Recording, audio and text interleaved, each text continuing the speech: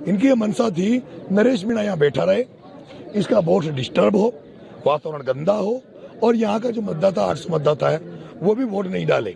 जब तक कलेक्टर यहाँ नहीं आएगी, जब तक नरेश मीणा तो अनशन में रहेगा। गांधी जी के मार्ग पे चल रहे थे, लेकिन आज के इस आधुनिक भारत में जहाँ सब लोग भ्रष्ट हैं, सारे अधिकारी जो करप्ट हैं, वो सारे अधिकारी जो सुनने को तैयार नहीं, महात्मा गांधी के अहिंसा के मार्ग को मानने का तैयार नहीं है, इसलिए भगत सिंह की जरूरत है। इसलिए नरेश मीणा को भगत सिंह बनना की जब तक जरूरत पड़ी तब तक नरेश मीणा भगत सिंह बनता है और बनता रहेगा।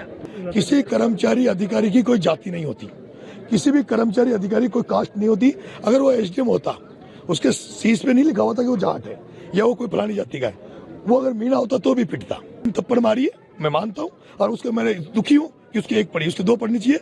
अचानक से हमें पता लगता है कि एक एसडीएम जो यहाँ बैठा है, जिसने पहले हिंडोली में एक दलित महिला के साथ मारपीट करी थी, और वो एपीओ हुआ था अमित चौधरी। उस अमित चौधरी ने यहाँ एक आंगनबाड़ी में एक जो महिला होती है उसको, एक जो टीचर है यहाँ पे उसको, और आंगनबाड़ी का जो महिला का जो पति था वो अपंग था, उन तीनों को दादागिरी से कि तुम्हें सस्पेंड कर देंगे, तुम्हारी नौकरी खा जाएंगे, तुम वोट डालो, और उनको तीनों को जबरदस्ती ले जाकर वोट उन्होंने डलवाया है। उस महिला ने अपना इंटरव्यू भी सबके सामने दिया है। उसके बाद हमें जब पता लगा, तो जिस तरह से पिछले 25 तारीख से मेरे साथ हो रहा है, मेरे पोस्टरों को फाड़ा जा रहा है, मेरे लड़के अभी अलीगढ़ में थाने में बंद है, रात को मेरे लड़के बंद किए गए, मेरे को प्रचार करने से रोका जा रहा था।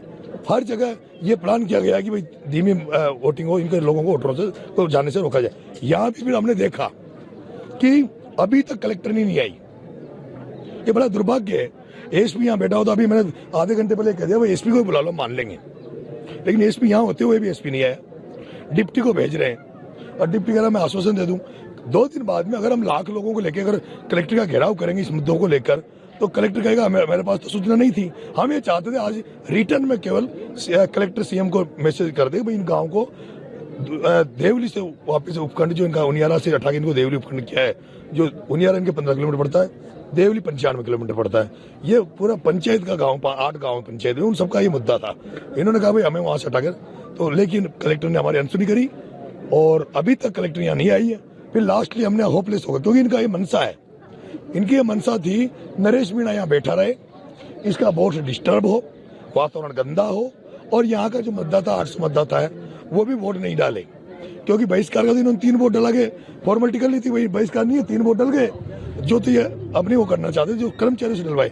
लेकिन अब ये तय हुआ है कि जो लड़ाई हम लड़ रहे हैं उसमें वो चाहते हमसे ये थे कि वोटिंग नहीं हो, तो हमारा उनका मकसद सफल हो रहा था। ऐसे में मैंने अभी फैसला लिया है, एक सीओ साहब आए रघुवीर सिंह जी, उन्होंने कहा मैं आश्वासन दे दूं। हमने मना कर दिया, सीओ का लेवल का नहीं है, सीओ का लेवल का होता तो हम एसडीएम से बात कर लेते। हमने कहा कलेक्टर लेवल की बात है, हमने सीओ से मना कर दिया, आप आश्वासन मत दो, हमें आश्वासन की जरूरत नहीं है, हमें कलेक्टर का आश्वासन चाहिए।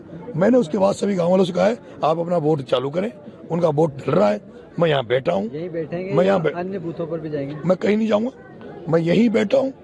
जैसे इनकी वोटिंग खत्म होगी मैं इस गांव से मंत्रणा करूंगा। अगर इस गांव और 8 गांव से, जिस पंचायत में पड़ते हैं 8 गांव जिनकी ये समस्या है, और यही नहीं मोहम्मदगढ़ की भी समस्या है, उनको भी उनियारा से तोड़ के नगर फोर्ट में जोड़ दिया गया, देवली में जोड़ा गया। वो जितने भी गांव जो इस परेशानी में जूझ रहे हैं उनकी मैं बैठक लूंगा, और अगर ये फैसला सुनाते हैं, अगर ये आंदोलन की राह पे चलते हैं, तो मेरा तो मन है, मेरी इच्छा इनसे प्रकट कर दूंगा गाँव वालों से। मेरी इच्छा नरेश मीणा की ये है कि जब तक कलेक्टर यहाँ नहीं आएगी, जब तक नरेश मीणा तो अनशन में रहेगा, यहाँ से जाके हम हाईवे पे कूच करेंगे कलेक्टर की तरफ, और उसके बाद देखते हैं कलेक्टर। नरेश मीणा जी को गुस्सा क्यों आता है? गुस्सा इसलिए आता है 25 तारीख से 13 तारीख तक गांधी जी के मार्ग पे चल रहे थे, लेकिन आज के इस आधुनिक भारत में जहाँ सब लोग भ्रष्ट हैं, सारे अधिकारी जो करप्ट हैं, वो सारे अधिकारी जो सुनने को तैयार नहीं, महात्मा गांधी के अहिंसा के मार्ग को मानने का तैयार नहीं है, इसलिए भगत सिंह की जरूरत है। इसलिए नरेश मीणा को भगत सिंह बनना की जब तक जरूरत पड़ी तब तक नरेश मीणा भगत सिंह बनता है और बनता रहेगा। पूरे क्षेत्र की अगर बात की जाए, बात हुई है मतदान जो है, आपके जो लोग हैं वो मतदान पे ध्यान दे रहे हैं या यहीं तक सीमित हो गए आप लोग? मेरा यहाँ कोई नहीं है, 100% मतदान हो रहा है, पूरी जी जान से लोग मतदान करने में लगे हुए हैं। मैंने सबको मना कर दिया, कस्में दे दी थी, यहाँ बाहर क्या है मैंने कस्में दे दी, यहाँ आने की जरूरत नहीं है, आप अपना अपना बूथ संभालो, मैं अकेला बहुत हूँ। आज की घटना के बाद किस तरह की उम्मीद है चुनाव परिणाम को लेकर? मैं चुनाव जीतूंगा और मुझे फर्क नहीं पड़ता। मैं इस घटनाक्रम से आज मेरा नुकसान भी हुआ होगा बड़ा, मुझे 8-10 हज़ार वोटों का नुकसान हुआ होगा, मुझे फर्क नहीं पड़ता। मैं राजनीति ऐसी कर रहा हूँ जिस राजनीति में पद कोई बड़ा बड़ा अहम नहीं होता। मैं कर्नल बैंसला के पद चिन्हों पे चल रहा हूँ, मैं काशीराम के पद चिन्हों पे चल रहा हूँ, मैं लोकेंद्र सिंह कालवी के पद चिन्हों पे चल रहा हूँ, जो लोग खुद नहीं बने पर जिन्होंने पहचान बनाई, जिनकी मूर्तियां लग रही है। मेरा ही निवेदन, आज जो घटना हुई मेरे को पता लगा है कि उसको जाति विशेष से जोड़ा जा रहा है। मैं आपसे एक विशेष बात कहना चाहता हूँ, किसी कर्मचारी अधिकारी की कोई जाति नहीं होती, किसी भी कर्मचारी अधिकारी कोई कास्ट नहीं होती। अगर वो एसडीएम होता, उसके शीश पे नहीं लिखा होता कि वो जाट है या वो कोई फलानी जाति का है, वो अगर मीना होता तो भी पिटता। और मैंने थप्पड़ मारी है, मैं मानता हूँ, और उसके मैं दुखी हूँ कि उसकी एक पड़ी, उसके दो पढ़नी चाहिए। जब मुझे ये पता लगा, ये अफसोस अब हो रहा है। अफसोस इसलिए हो रहा है मुझे, जब बाद में ये पता लगा कि इस अमित चौधरी ने हिंडोली में एसडीएम रहते हुए एक दलित महिला के साथ बदतमीजी करी थी, उस दलित महिला के साथ मारपीट करी थी, उस मामले में एपीओ हो चुका है।